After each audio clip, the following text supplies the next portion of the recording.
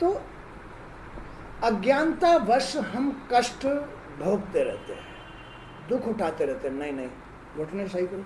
अज्ञानतावश हम कष्ट उठाते रहते हैं, भूलवश।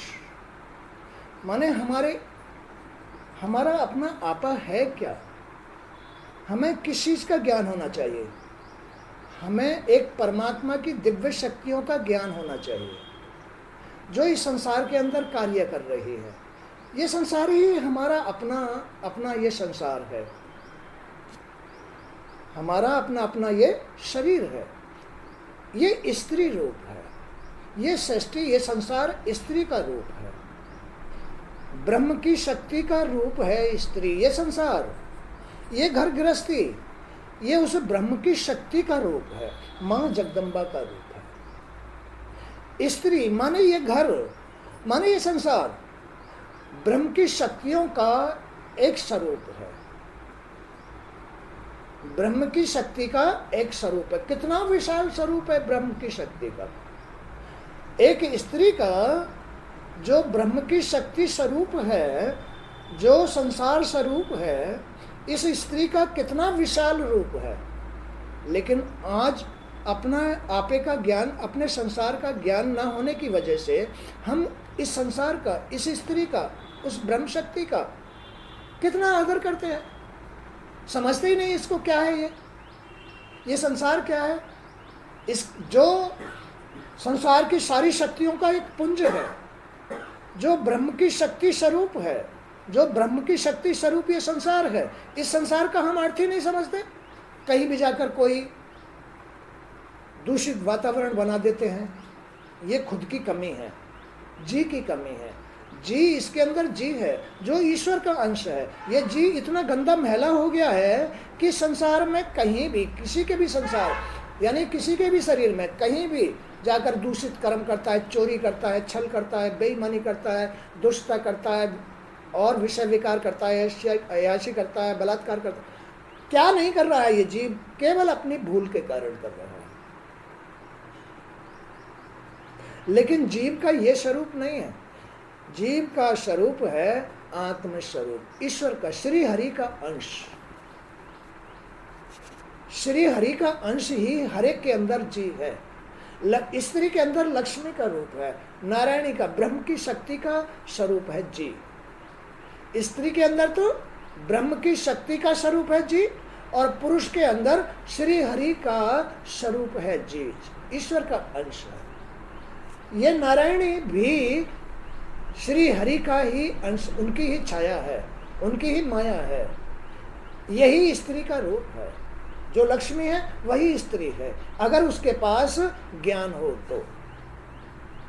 अगर उसके पास जी इनके अनुसार हो, इनके अनुसार जी हो, तो यही स्त्री लक्ष्मी है।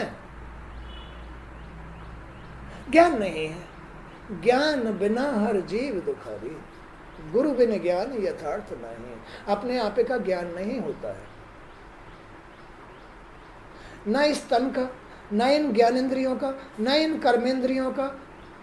ज्ञानेंद्रिय क्या है? 2 कान, 2 आंख, 2 नाक, 1 मुंह और त्वचा, ये तो ज्ञानेंद्रिय है। यही जी को महिला करती है, चाहे पुरुष का हो चाहे स्त्री का हो। इनसे देख रहा है, इनसे सुन रहा है, इससे गंध ले रहा है, इससे टेस्ट ले रहा है, इससे स्पर्श विकार ले रहा है।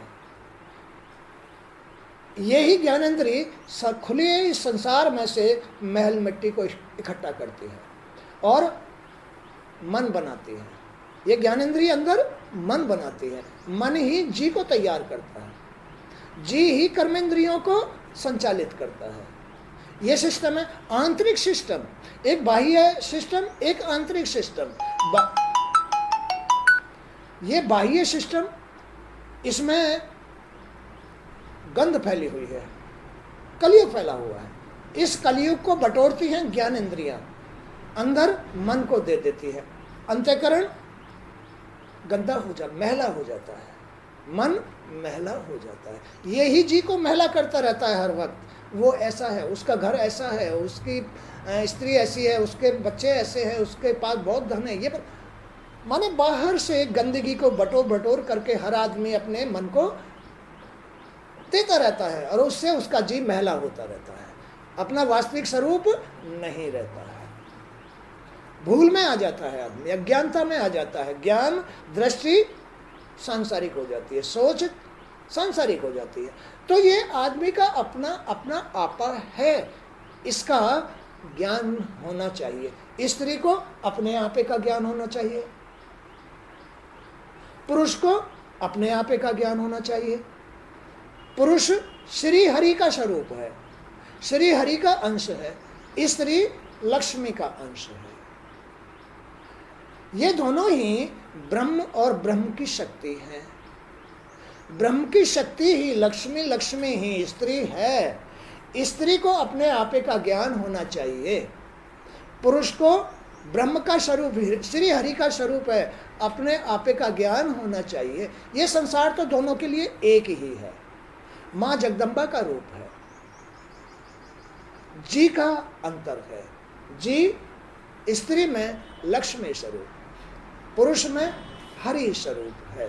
जी संसार दोनों का एक है, दोनों एक ही संसार में तो रह रहे हो। यह संसार ब्रह्म की शक्ति का स्वरूप है। इसमें ब्रह्मा जी भगवान की स्तुति कर रहे हैं, हे प्रभु तुम्हारा भगवान कहाँ है भाई? स्त्री का भगवान कहाँ है और पुरुष का भगवान कहाँ है? स्त्री के लिए जो भगवान है वो लक्ष्मी है, पुरुष के लिए जो भगवान है वो श्री हरि है। हरि ही लक्ष्मी है, तू ही ब्रह्म, तू ही शक्ति, तू ही शक्ति, तू ही ब्रह्म, दोनों एक ही तो हैं। एक के सिवा दूसरा कोई नहीं है। माँ लक्ष्मी उनका ही स्वरूप है, उनकी ही छाया है। स्त्री पुरुष की ही छाया है, स्त्री पुरुष की ही छाया है, पुरुष भी वही है। पुरुष क्या है? पुरुष है जो स्त्री के द्वारा कर्म किए जाते हैं, उसके द्वारा भाग्य बनता है। वो भाग्य ही स्त्री का, पुरुष संसार का पुरुष होता है, घर का मालिक होता है। तो ब्रह्मा जी कह रहे हैं, हे प्रभु आपने मुझ पर सृष्टि रचना का दायित्व सौंपा है। मुझ पर इस सृष्टि को रचने का दायित्व सौंपा है। कैसे रचते हैं वो? कि बस पहले तो हमें यही समझना है कि ब्रह्मा है कौन, विष्णु है कौन, महेश है कौन। इस सृष्टि के अंदर मन ही पालन करता विष्णु है, कर्म ही सृष्टि का निर्माण करते हैं, भाग्य ही इस सृष्टि का अंत करता है। तो मन में श्री विष्णु का, कर्म में श्री ब्रह्मा का और भाग्य में शिव शंकर का वास होता है। इसलिए मन में विष्णु को पालन करता कहते हैं, कर्म में ब्रह्मा को सृष्टि का रचयिता कहते हैं और भाग्य में शंकर भगवान, आशुतोष भगवान को, लीलाधर भगवान को सृष्टि का अंत कहते हैं, विनाश। तो यहाँ ब्रह्मा जी भगवान की स्तुति, श्री नारायण विष्णु भगवान की स्तुति कर रहे हैं। कर्म में ब्रह्मा जी, क्योंकि ब्रह्मा जी की उत्पत्ति हर एक किसी की नाभि से होती है। कहाँ से होती है? हर एक किसी की नाभि से ब्रह्मा जी की उत्पत्ति होती है, कर्म की उत्पत्ति। क्योंकि ये सब, इन सब का जो सेंटर है वो है नाभि। सबका, स्त्री का भी पुरुष का भी, सबका सेंटर नाभि है, यही मन है। इसमें से ही ब्रह्मा जी की उत्पत्ति होती है। जैसा हम सामग्री इकट्ठा कर रहे हैं उसके अनुसार ही हमारा जी, मन जी को तैयार कर रहा है और इसमें से कर्म हो रहा है। तो ब्रह्मा जी स्तुति कर रहे हैं श्री विष्णु भगवान की कि हे भगवान आपने मुझ पर सृष्टि रचना का दायित्व सौंपा है, किंतु आपकी कृपा के बिना मैं इसे करने में असमर्थ होकर आपकी शरण में आया हूं। मैं आपके बगैर इस सृष्टि की रचना नहीं कर सकता। जब तक श्री हरि विष्णु भगवान आपकी कृपा मुझ पर नहीं होगी, जब तक आप इन ज्ञानेंद्रिय कर्मेंद्रियों को कंट्रोल करके, माने इन सबको साधना में, तप में लगा करके मेरी उत्पत्ति नहीं करोगे। जब तक तुम इन ज्ञानेंद्रिय कर्मेंद्रियों को साधना तप में लगाकर मेरी उत्पत्ति नहीं करोगे, मैं इस सृष्टि की रचना कैसे करूंगा? नमस्ते।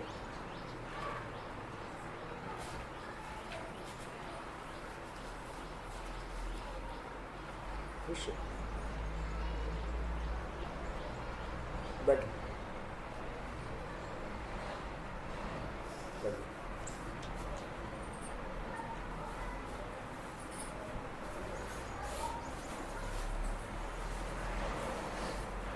मतलब ये सब गहराई की बातें हैं, समझने की बातें हैं। ये सब तुम्हारी काम आने वाली बातें हैं, घर गृहस्थी को चलाने वाली बातें हैं। अगर तुम लोगों ने इन बातों को ध्यान से अपने दिमाग में बैठा लिया, अपने आपे का ज्ञान प्राप्त कर लिया, गृहस्थी चलाने में कोई आपत्ति नहीं आएगी। क्योंकि इस गृहस्थी को, इस सृष्टि को चलाने वाले तो प्रभु हैं। स्त्री के अंदर भी सत, पुरुष के अंदर भी सत। क्या स्त्री ही पतिव्रता नारी होती है, या पुरुष को भी स्त्री व्रता होना चाहिए? स्त्री जैसे पतिव्रता होती है, ऐसे ही पुरुष को भी तो स्त्री व्रता होना चाहिए। बोलो, होना चाहिए नहीं होना चाहिए? या स्त्री को ही गृहस्थी को चलाने का दायित्व सौंपा गया है? नहीं, पुरुष को भी सौंपा गया है। दोनों को ही तो सौंपा गया है। दोनों को सत धारण करना चाहिए। तो मैं अभी ये बात समझा रहा था, क्या स्त्री को ही पतिव्रता होना चाहिए, या पुरुष को भी स्त्री व्रता होना चाहिए? क्या पुरुष को अनेक स्त्रियों से प्रेम करना चाहिए? क्या स्त्री को अनेक पुरुषों से प्रेम करना चाहिए? क्या स्त्री का एक पति होता है या अनेक होते हैं? या पुरुष की एक स्त्री होती है या अनेक स्त्री होती है? यहाँ कोई नहीं आएगा। दोनों के एक पति और एक ही स्त्री होती है। यही पतिव्रता या स्त्रीव्रता रूप होता है। इससे बाहर स्त्री अगर जाती है या पुरुष जाता है तो वो चरित्रहीन होता है। स्त्री उल्टा होती है और पुरुष चरित्रहीन होता है, दुष्ट होता है। क्या स्त्री दुष्ट आदमी को अपना पति मानेगी? या पुरुष स्त्री को अगर वो उल्टा हो जाए तो क्या उसे अपनी स्त्री मानेगा? जवाब दो। अगर स्त्री चरित्रहीन हो जाए, एक से अधिक पतियां धारण करके रखती हैं, तो क्या पति उसको अपने घर में रखेगा? नहीं रखेगा। और स्त्री अगर अपने पति के विषय में जान ले कि ये मुझसे नहीं अनेक स्त्रियों से, तो क्या स्त्री उसको लाइक करेगी? नहीं करेगी। इसका कारण क्या है? इसका कारण है दोनों में एक ही ईश्वर का वास है, एक ही सत्य का वास है। सत्य, एक सत्य ही इस पूरी सृष्टि को चला रहा है, गृहस्थी को चला रहा है, संसार को चला रहा है। सत्य ही चला रहा है। अगर दोनों में सत्य है तो घर चलेगा, और दोनों में सत्य नहीं है तो घर नहीं चलेगा। किसी का भी सत्य बिगड़ जाए दूषित कर्म से, चाहे स्त्री घर को बिगाड़ दे, दूषित कर्म से चाहे पुरुष अपने घर को बिगाड़ दे, घर बिगड़ जाएगा। दोनों में घर को चलाने के लिए सत्य की जरूरत, सत्य की जरूरत होती है। घर को चलाने के लिए दोनों में सत्य की जरूरत होती है। अब ये सत्य असत्य कैसे बिगड़ता है? स्त्री या पुरुष से। कैसे बिगड़ता है? ज्ञानेंद्रियों से, देखकर, सुनकर, सूंघकर, खाकर, चखकर या स्पर्श में आकर। चाहे स्त्री हो या पुरुष, सत्य बिगड़ जाएगा, सत्य नहीं रहा। जो भी जी, जिसका भी जी अपने आपे में सत्य को हार जाता है, सत्य को हार जाता है, वही घर को चलाने में रुकावट, बाधक बन जाता है।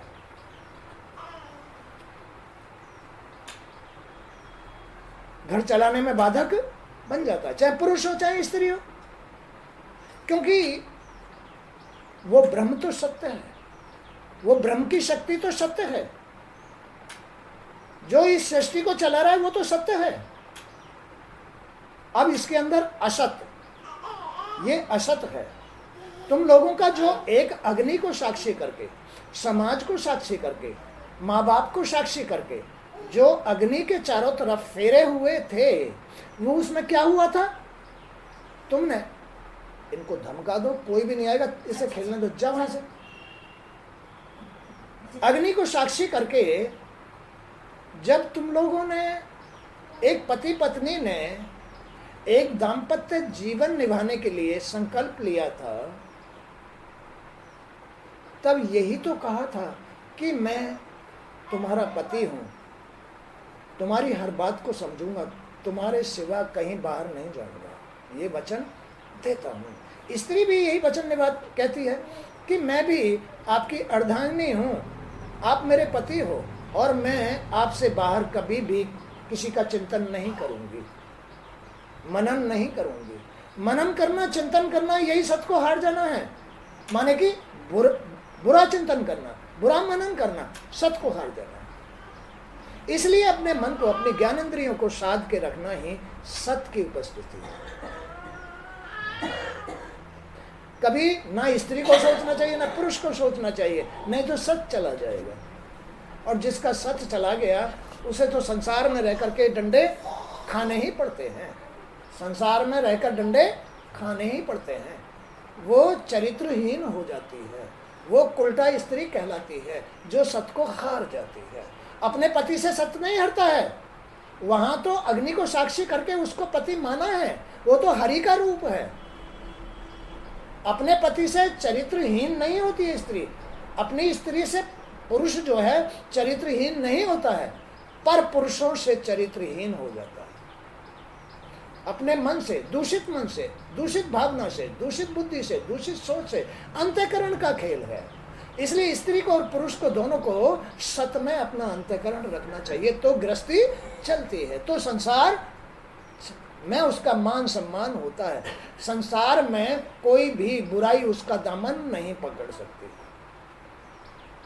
संसार में कोई भी बुराई उसका दामन नहीं पकड़ सकती।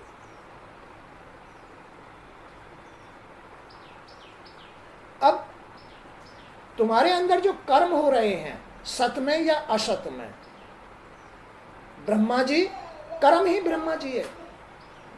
ब्रह्मा जी सत में ही सृष्टि रचते हैं, वो ब्रह्मा जी हैं, सत में है तो ब्रह्मा है। कर्म जो स्त्री पतिव्रता होती है, जो पुरुष स्त्री वृत्ता होता है, वो उसका कर्म ब्रह्मा जैसा होता है, उसका कर्म ब्रह्मा जैसा होता है। वो शुद्ध, उसे सृष्टि रचने का ज्ञान होगा, उसे आगे भविष्य रचने का ज्ञान होगा। और जो स्त्री या पुरुष सत में, साधना में नहीं है, सांसारिकता में घुस गया है, ये इसका पति, इसकी स्त्री, फलाना, ढमका, बच्चे, मकान, इसके बहुत साधन है, जिसका मन इस तरह से ललचाएगा वो ब्रह्मा स्वरूप नहीं कहलाता है। उस स्त्री में सरस्वती का रूप नहीं होगा, ब्रह्माणी का रूप नहीं होगा, उसके पास ज्ञान विद्या नहीं होगी। स्त्री के पास ही तो विद्याएं होती हैं, स्त्री के पास ही तो कलाएं होती हैं, स्त्री के पास ही तो शक्तियां होती हैं, उसके पास कुछ नहीं होता है, वो ब्रह्माणी नहीं कहला सकती, वो सांसारिक स्त्री कहलाती है। और सांसारिक स्त्रियों अब सांसारिक स्त्रियों की भी गतियां हैं, किसी को वैश्य कहा जाता है, किसी को उल्टा कहा जाता है, किसी को चरित्रहीन कहा जाता है, किसी को कुछ कहा जाता है। तो ये एक स्त्री पुरुष की रचना का अर्थ है कि इसी के अंदर स्त्री लक्ष्मी स्वरूप जो जी है, लक्ष्मी स्वरूप जी पतिव्रता स्त्री का होता है। पतिव्रता स्त्री का जी लक्ष्मी स्वरूप होता है। और जो पतिव्रता नहीं है, ये पहचान है, उसका जी लक्ष्मी स्वरूप नहीं होगा, भटकी हुई होती है वो स्त्री। वो भगवान का अर्थ नहीं समझेगी, वो अपनी घर गृहस्थी का अर्थ नहीं समझेगी, वो स्वार्थ में चरित्रहीनता में ही रहती है, अपना जीवन गुजारती है।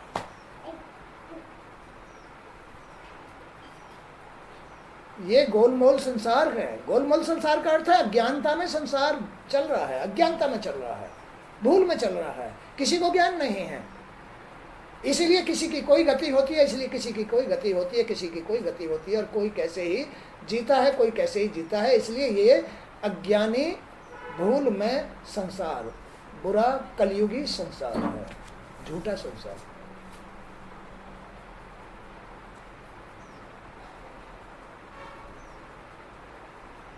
सच्ची बात है या झूठ बात है? सच्ची बात है, झूठ बात है, सच्ची बात है। अमल करने समझने की बात है, अपने घर गृहस्थी को चलाने वाली बातें हैं। नहीं अगर सुनोगे, नहीं समझोगे, अटकोगे, घर रुकेगा। कभी कोई बच्चा बीमार, कभी स्त्री बीमार, कभी पति बीमार, कभी कोई और परेशानी, कभी हानि, कभी कुछ होता ही रहेगा, कोई नहीं रोक सकता। जब तक स्त्री और पति दोनों अपनी जगह सही नहीं है, सत में नहीं है।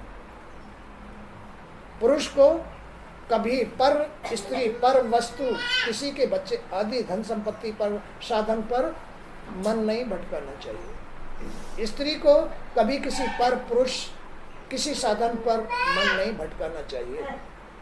सत में ही उत्पत्ति होती है, सत में ही ताकत होती है, सत ही घर को चलाता है। असत कभी भी, असत में कोई ताकत नहीं होती है, असत घर को नहीं चलाता है, असत से कभी पूर्ति नहीं पड़ती है, असत ही तो घाटा है, असत ही तो हानि है, असत ही तो बीमारी है, असत ही तो नरक है। और ये नरक क्या है, दुख क्या है? कर्मों का खेल है। तो ब्रह्मा जी इसी बात को कह रहे हैं, प्रभु मैं आपके बगैर सृष्टि नहीं रच सकता, मैं आपके बगैर सृष्टि नहीं रच सकता। आपने मुझ पर सृष्टि रचना का दायित्व सौंपा है। कर्म पर, कर्म मन, कर्म, भाग्य, मन, कर्म, भाग्य, ये सांसारिक सबसे बड़े देवता हैं, संसार के सबसे बड़े देवता हैं। संसार के सबसे बड़े देवता हैं मन, कर्म और भाग्य।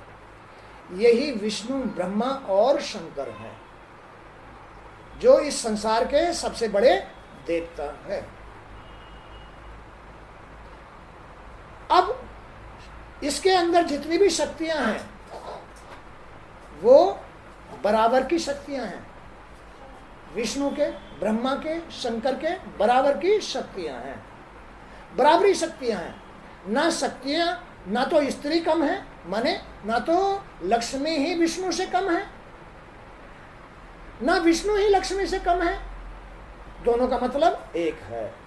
ऐसे ही ब्रह्माणी ना ब्रह्मा से कम है, ना ब्रह्मा ब्रह्माणी से कम है, दोनों का मतलब एक है। ना उमा शिव से कम है, ना शिव उमा से कम है, दोनों का मतलब एक है। यानी मन, कर्म और भाग्य की जो शक्तियां हैं इनके समान हैं, इनके समान हैं। तो ये जो संसार है ये सब लक्ष्मी, सरस्वती और गौरी का ही स्वरूप है। लक्ष्मी, सरस्वती और गौरी का ही स्वरूप। अब ये लक्ष्मी, सरस्वती, गौरी कहाँ वास करती है? ब्रह्मा, विष्णु, शंकर का तो स्थान बता दिया, लेकिन लक्ष्मी, सरस्वती, गौरी कहाँ वास करती हैं? जरा बताओ, किसी को पता है? बताओ बताओ, कहाँ वास करती हैं? भावना में लक्ष्मी, वाणी पर सरस्वती, भाग्य में गौरी का वास होता है। भाग्य में गौरी का वास, वाणी पर सरस्वती का वास और भावना में लक्ष्मी का वास। जो स्त्री पतिव्रता स्त्री, सतधारी स्त्री होती है, उसकी भावना लक्ष्मी जैसी होती है। दया, करुणा, शीलता, करुणा, दया, शीलता, सभ्यता, स्वभाव लक्ष्मी जैसा हो जाता है। जो सतधारी स्त्री होती है, सतधारी स्त्री होती है, उसका भाव लक्ष्मी जैसा। कैसा भाव? दया में, करुणा में, परोपकारी, धर्मार्थ, नियमी धर्मी, बड़ा शील स्वभाव होता है। लक्ष्मी को कभी क्रोध ही नहीं आता, और जहां किसी के घर में क्रोध बसा होता है ना, उसके घर में कभी लक्ष्मी नहीं जाती। उसके घर में कभी लक्ष्मी नहीं जाती। जिस घर में क्रोध बसा होता है नहीं जाती। इसलिए जिस घर में शील स्वभाव, जिस घर में स्त्री में, जिस स्त्री में सत होगा, उसके भाव में, मन में दया, धर्म, सरल स्वभाव, उसका सरल स्वभाव होगा। बड़ा परोपकारी भाव होता है, बड़ा शील स्वभाव होता है। जरा भी क्रोध नहीं आता, जरा भी गुस्सा नहीं आता, जरा भी किसी का अहित करने वाला विचार नहीं आता, ऐसा भाव नहीं पैदा होता। जो लक्ष्मी स्वरूप स्त्री होती है, नहीं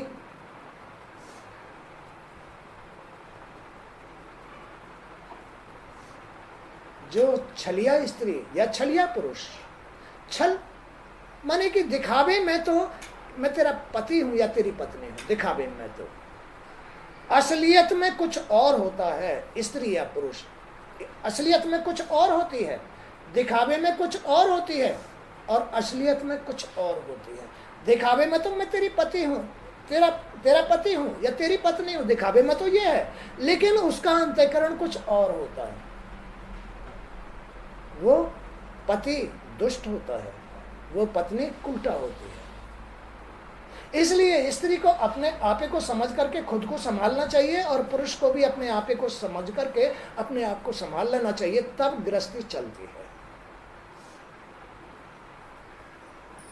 बोलो बात सही है गलत? तब गृहस्थी चलती है।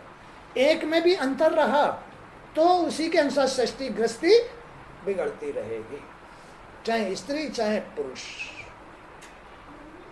सत्य का अर्थ ही ये है, सत्य का अर्थ ही ये है, अपने घर के विषय में सोचना। पुरुष को अपने घर के विषय में, स्त्री को अपने घर के विषय में सोचना चाहिए, नहीं तो उल्टा है, नहीं तो दुष्ट है। ये स्त्री की पहचान है, ये पुरुष की पहचान है, ये उसके घर गृहस्थी की पहचान है, ये उसके कर्मों की पहचान है। बताओ, अगर एक भी बात गलत है तो अभी मुझे बताओ भाई, गलत है क्या? सत्य बात है, गुस्सा मत करना, मैं तो सत्य बोलता हूँ, सच्ची बात कहता हूँ, गुस्सा कोई मत करना, सुधार करना। सुधार करने में तुम्हें लाभ होगा, तुम्हारा जीवन सफल होगा, और तुम श्री हरि की बन जाओगी, श्री हरि की बन जाओगी। तुम्हारा पति, तुम्हारा भाग्य श्री हरि बन जाएगा, उसकी बन जाओगे, तुम्हारा घर श्री हरि का बन जाएगा, अन्यथा नहीं बनेगा।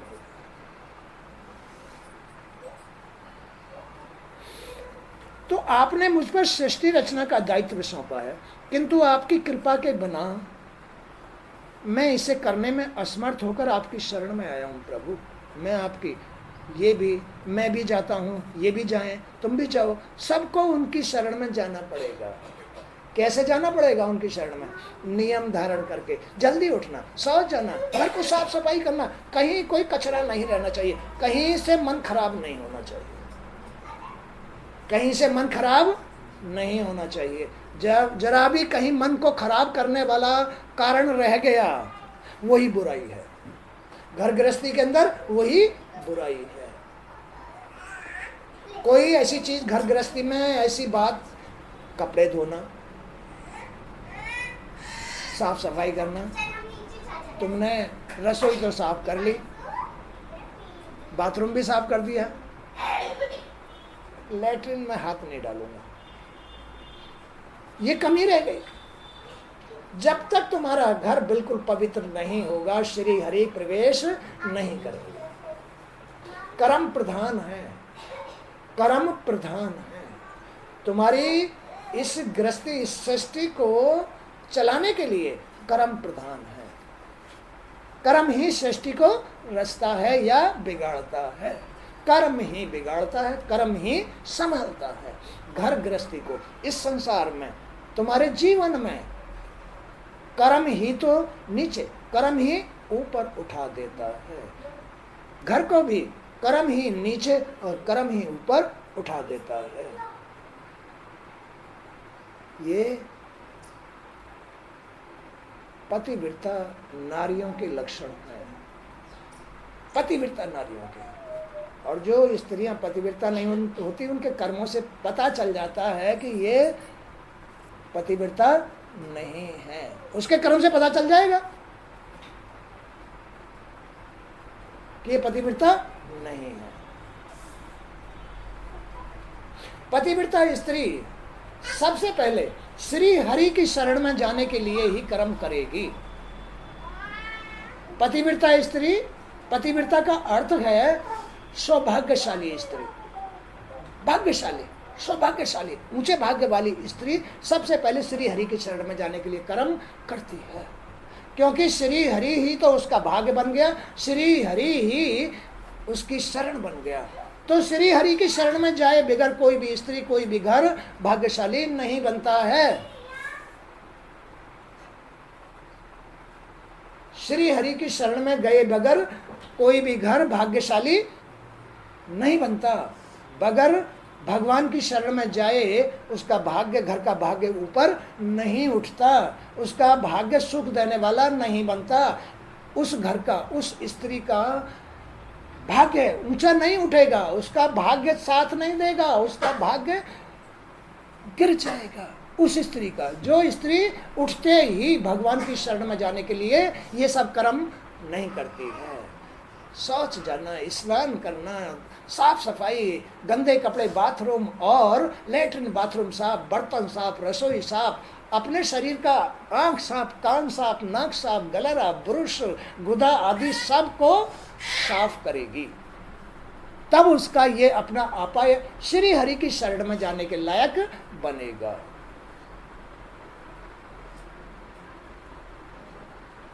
तब वो उसका मन,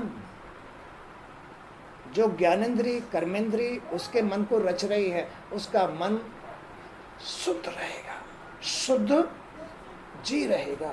जी इन ज्ञानेंद्री कर्मेंद्रियों को कंट्रोल करेगा।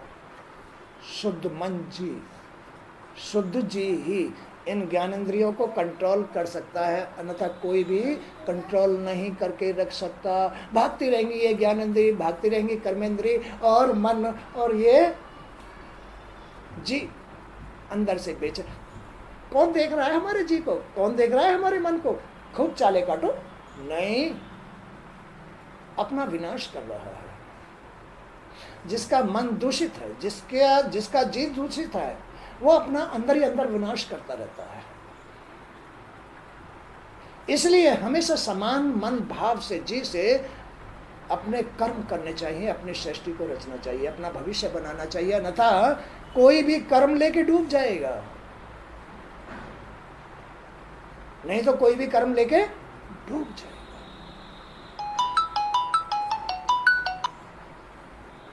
बोलो डूब जाएगा नहीं डूब जाएगा?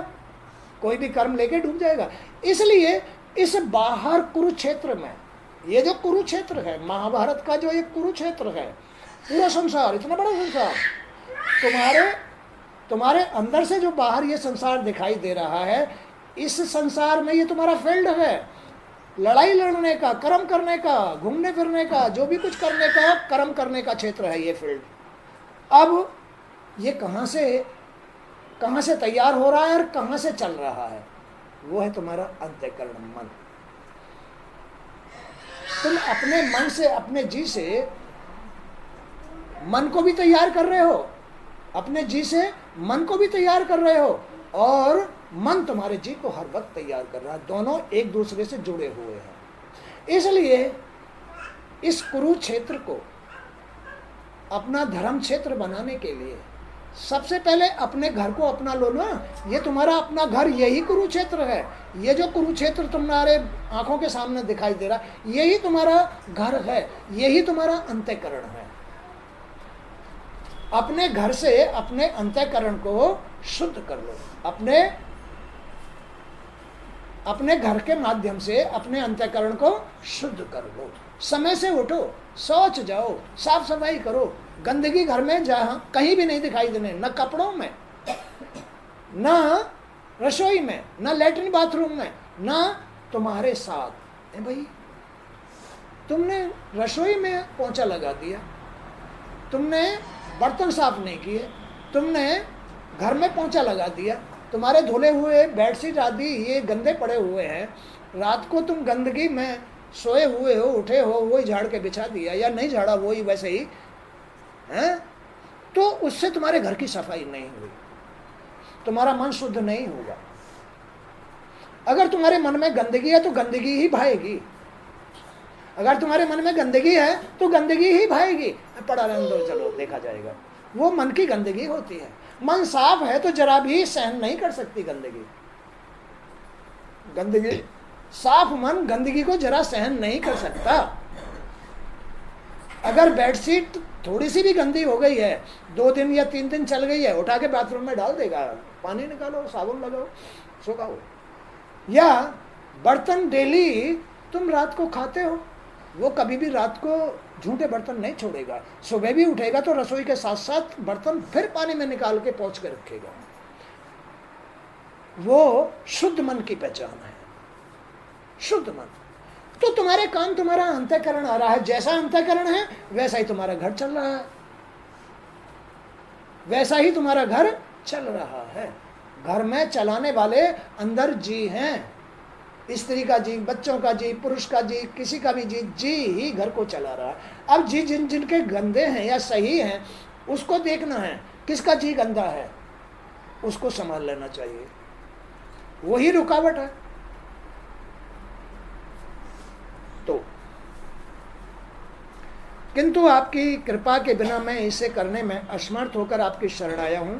हे विश्व का कल्याण करने वाले प्रभु, बैठ जाओ जाओ। हे विश्व का कल्याण करने वाले, सुन लो। हे विश्व का कल्याण करने वाले प्रभु, विश्व का, ये पूरा विश्व है, ये पूरा विश्व है। इस विश्व का कल्याण करने वाले श्री हरि जो कण कण में वास करते हैं, सत्यनारायण, मैं आपका उपासक हूँ। मैं आपके लिए डेली जल्दी उठता हूँ, शौच जाता हूँ, स्नान करता हूँ, धूप करता हूँ, आपको स्नान कराता हूँ, आपको फूल चढ़ाता हूँ, आपको भोग लगाता हूँ। आपका उपासक हूँ, आपको धारण करने वाला हूँ। आपने मुझे अपनी छवि के दर्शन देकर मुझ पर बड़ा उपकार किया है। एक बार इनकी छवि मन को मिल जाए, एक बार इस सत्य की छवि मिलती नहीं है, मिल जाए तो मन फिर उस छवि को विसारेगा नहीं, उसी में चलेगा, वैसा ही रखेगा। आपने मुझे अपनी छवि के दर्शन देकर मुझ पर बड़ा उपकार किया है। आप भक्तजनों के हृदय कमल से कभी दूर नहीं होते। भक्तों के हृदय से जो इस प्रकार अपने मन और जी को बना के रखते हैं वो भगवान के भक्त होते हैं। जो श्री हरि का साथ लेकर के भगवान की शरण में रहते हैं या उनका साथ लेकर के अपनी गृहस्थी में चलते हैं, भगवान उनके घर से कभी दूर नहीं होते हैं। उनके हृदय कमल पर बैठे मिलते हैं, उनके अंतःकरण में वास करते हैं, हर कर्म में वास करते हैं प्रभु। आप भक्तजनों के हृदय कमल से कभी दूर नहीं होते, क्योंकि वे अपनी प्रेमा भक्ति की डोर से आपके चरणों को बांध लेते हैं, नहीं जाने देंगे। जैसे माँ यशोदा श्री कृष्ण को जब वो अपनी चंचल वृत्ति से उसमें चलते थे, घर में खेलते कूदते या कहीं शैतानी करते थे, तो माँ ने लाके ना उनको बांध दिया। कैसे बांध दिया? प्रेम में बांध दिया, वो प्रेम की रस्सी थी। नहीं बेटे, नहीं, ऐसे मत करो। बाहर किसी को नहीं सताना चाहिए, बाहर किसी को ऐसी सतानी नहीं करनी चाहिए। यशोदा के अंदर तो श्री हरि भक्ति थी, तभी तो भगवान ने उसके घर में जन्म ले लिया। देवकी के घर में या यशोदा के घर में भगवान कैसे गए? उनकी प्रेम भक्ति की डोर से बंधे हुए थे भगवान बंधे हुए थे। तो जहां जिसके हृदय में भगवान के प्रेम भक्ति होती है, भगवान वहीं मिलते हैं, वहां से बाहर नहीं मिलेंगे कहीं भी, चाहे कहीं भी डोल लो। इसलिए आपने मुझे अपनी छवि के दर्शन देकर मुझ पर बड़ा उपकार किया है। आप भक्तजनों के हृदय कमल से कभी दूर नहीं होते, क्योंकि वे अपनी प्रेमा भक्ति की डोर से आपके चरणों को बांध लेते हैं। जब तक जीव आपके चरण कमलों का आश्रय नहीं लेता, जब तक जीव आपके नियम धर्मों का आश्रय नहीं लेता, तभी तक उसे सांसारिक मोह, भय, शोक, टेंशन, चिंता सताती रहती है। जी को, चाहे स्त्री का जी हो या पुरुष का। कब सताती है?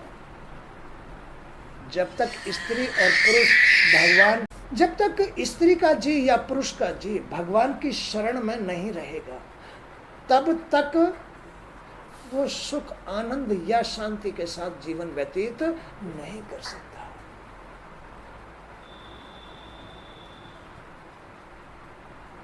जब तक उसके कर्मों में, जब तक उसके जीवन में, जब तक उसके सुबह मुहूर्त, ब्रह्म मुहूर्त में या शाम को भगवान के लिए भाव नहीं है, उनकी उपासना करना, उनका आदर सत्कार करना, उनको समझना, उनमें ही तो ये सारे। तो जब तक जीव आपके चरण कमलों का आश्रय नहीं लेता,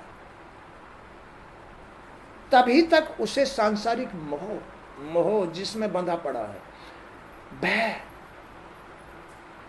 अंदर जी में, सोच में भय चढ़ जाता है। क्या हो रहा है? कोरोना आ गया, घर में ही रहो। आदमी को जो मारने वाला है वो उसके कर्मों से पैदा होकर के भय मारता है, भय से मरता है आदमी। तो जब तक जीव आपके चरण कमलों का आश्रय नहीं लेता, आपके नियमों का आश्रय नहीं लेता, धर्म का आश्रय नहीं लेता, तभी तक उसे सांसारिक मोह, जन्म मरण, भय, शोक, चिंता, टेंशन सताती रहती है। तुम कहीं मत जाओ, किसी मंदिर में मत जाओ। सबसे बड़ा मंदिर तुम्हारे अंदर, तुम्हारे घर में है, वो है मन। तुम अपने मन को शुद्ध रखो।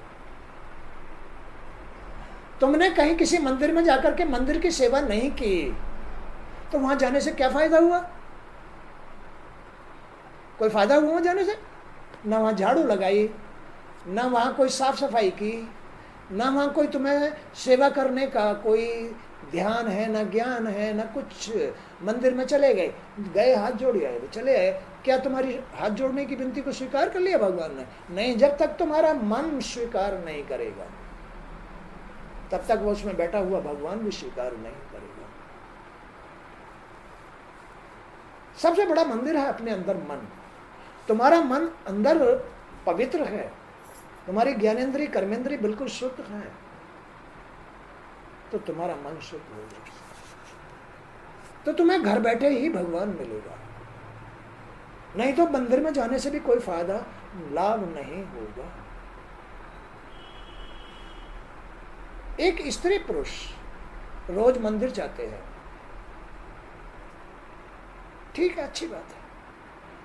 और एक स्त्री पुरुष के बीच में जो दाम्पत्य एक संबंध है, अभी पीछे ऐसा किया, विषय में आ गई वो, भोग में आ गई वो, और सुबह मंदिर जाते हैं, तो वो मन से, बुद्धि से, सोच से दूषित होते हैं।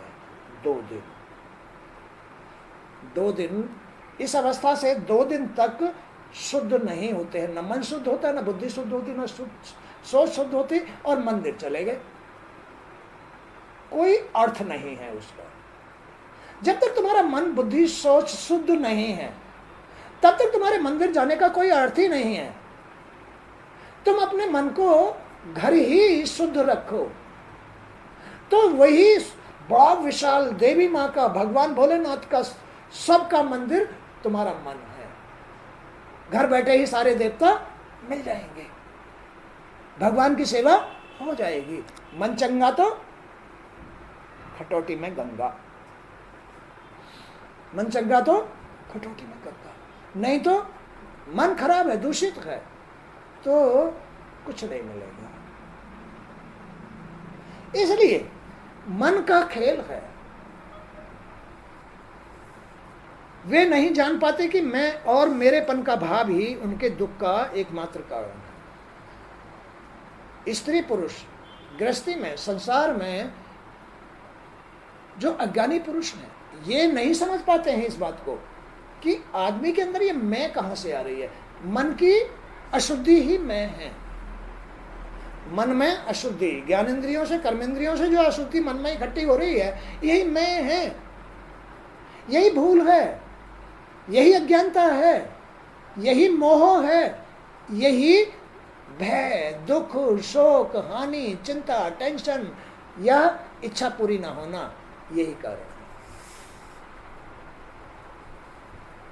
यही कारण है सांसारिक पुरुषों का, इच्छा पूरी नहीं होती, कष्ट, ये वो भूल में उसका मन मोहग्रस्त है, भगवान की शरण में नहीं है। जब तक उसका मन भगवान की शरण में नहीं जाएगा, भगवान उसकी मदद कैसे करेंगे? तो यहां वही बात समझाई गई है। वे नहीं जान पाते कि मैं और मेरेपन का भाव ही उनके दुख का एकमात्र कारण है। इससे इच्छा पूरी नहीं हो रही है, इससे ही रोग आते हैं, इससे ही टेंशन होती है, इससे ही नरक बनता है, बार बार जन्म मरण होता है, मैं से, भूल से। बगैर भगवान की शरण लिए हुए ही उसको ये सारे कष्ट भोगने को मिल रहे हैं। जो लोग अमंगलों को दूर करने वाले, जो लोग अमंगलों को दूर करने वाले आपके श्रवण कीर्तन में मन नहीं लगाते, इंद्रिय सुख के मोह में लिप्त रहते, इंद्रियों के सुख में ही लिप्त रहते हैं, वे बुद्धिहीन लोग भाग्य के मारे ही कहलाते हैं। भाग्य के मारे, भाग्य न्यून हो जाता है, गिर जाता है, उसके मारे ही कहलाते हैं। भाग्य के मारे कहलाते हैं जो भगवान की शरण नहीं लेते, जो भगवान की लीलाओं को नहीं सुनते, जो भागवत आकर नहीं सुनते, जिनको भागवत सुनने में आनंद नहीं आता, जिनको भागवत सुनने का मन नहीं बनता, ऐसे तो भाग्य के मारे कहलाते हैं। इसलिए भागवत, भगवान एक ही रूप है। भागवत सुनो, भगवान की शरण में रहो, इससे अमंगल छट जाते हैं, पाप दूर हो जाते हैं, इससे श्री हरि की प्राप्ति हो जाती है। तुम्हारा भय, शोक, चिंता, अनिच्छा, ये सब कुछ खत्म हो जाती है, मैं खत्म हो जाती है, और तुम्हें जीते जी ही आनंद, सुख, शांति, सौभाग्य और मोक्ष की प्राप्ति हो जाती है। यह है शुद्ध जीवन, गृहस्थी के अंदर शुद्ध जीवन, नियम धर्म के साथ जीवन। इससे परे अपने जीवन को व्यर्थ गमाना कहलाते हैं। उसका जीवन व्यर्थ गम जाता है, कष्टों में, रोगों में, चिंताओं में, टेंशन में जीवन चला जाता है, कुछ भी हासिल नहीं होता है। खाली कोई ऐसा जन्म मिलेगा, फिर नाली में चप चप चप चप चप करना पड़ेगा। इसलिए अपने कर्मों से ऐसा भविष्य रचो जिससे जीते जी आनंद आए, जीते जी मोक्ष हो जाए। इसी जन्म में तुम्हारा नरक भी है, इसी जन्म में तुम्हारा स्वर्ग भी है, इसी जन्म में तुम्हारा मोक्ष भी है। वो है तुम्हारा मन, अपना अपना मन। मन पवित्र है तो यही मोक्ष है, यही स्वर्ग है, यही भगवान है, इसी के अंदर है। यहाँ से बाहर भगवान नहीं, यहाँ से बाहर मोक्ष नहीं, यहाँ से बाहर स्वर्ग नहीं। और यही नरक भी है और यही जन्म मरण भी है। तो इस तरह से आज का सत्संग भी यहीं तक। जय श्री कृष्ण।